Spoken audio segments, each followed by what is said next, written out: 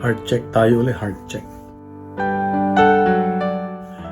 Have you ever tried doing the right thing, but still people misunderstood your intention?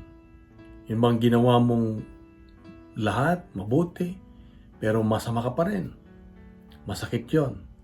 And in today's gospel, even Jesus experienced this.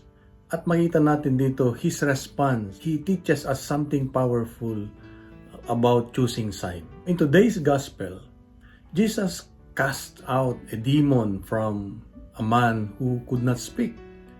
After the demon leaves, the man begins to speak again. But people were amazed. But not everyone. Some people said, oh, he drives out demon by the power of Beelzebul, the devil, the prince of demons. Imagine that kung yun ang sasabihin sa'yo. Jesus does something good dito. And people accuse him of working with evil. So Jesus answers them calmly. Sabi niya, every kingdom that divided against itself will be destroyed.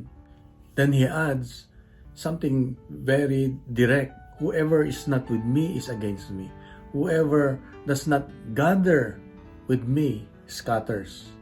Dito makita natin na Jesus is saying there is no neutral ground when it comes to following Him. Sa buhay natin ngayon, may mga tao, kasama ako minsan, na yung pananampalataya natin ay masyadong neutral. Okay lang si Jesus, pero wag masyadong seryoso. Yan. I believe in God, pero ayaw kong masyadong involved. Ayaw kong maglingkod. Ayaw kong pumunta sa simbahan. But Jesus gently challenges that mindset. Because faith is not just an idea, hindi lang katang-isip, kundi it is a relationship.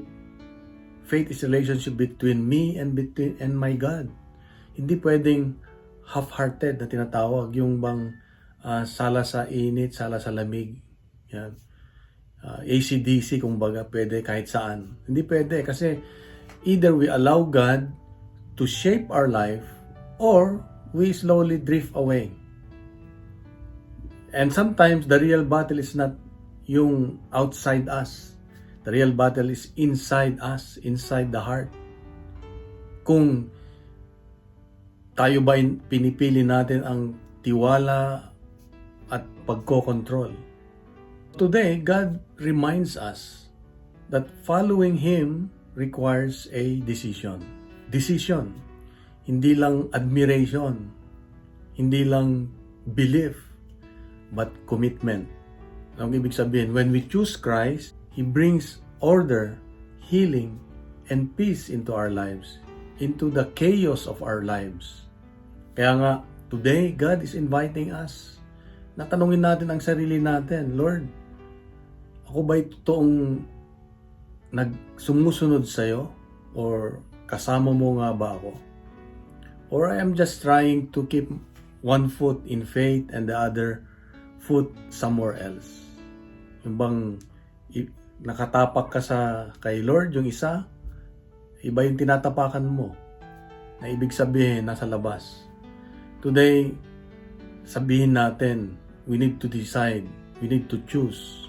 Lord, ngayong araw na ito, today, I choose you again. Para bang sinasabi mo lagi na, Lord, without you, I am nothing. Kaya, kausapin natin ang Diyos, singin natin ang kanyang tulong. Panginoon, Father God, without you, I am nothing. So today, Lord, as I start my day, as I continue my journey with you, I choose you again and again and again. Because in you, there is salvation. In you, there is healing. There is peace. Thank you, Lord, for reminding me once again, I'm with you, Lord. I'm with you. All these things, Father, I ask and pray through your Son, Jesus, through the Holy Spirit, one God, forever and ever. Amen.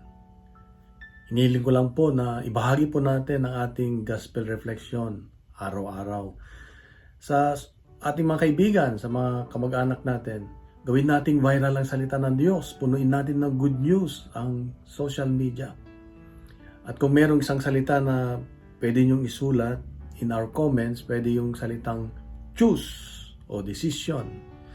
Sa mapagpalang araw sa iyo at sa mga mahal sa buhay, God bless and God is good.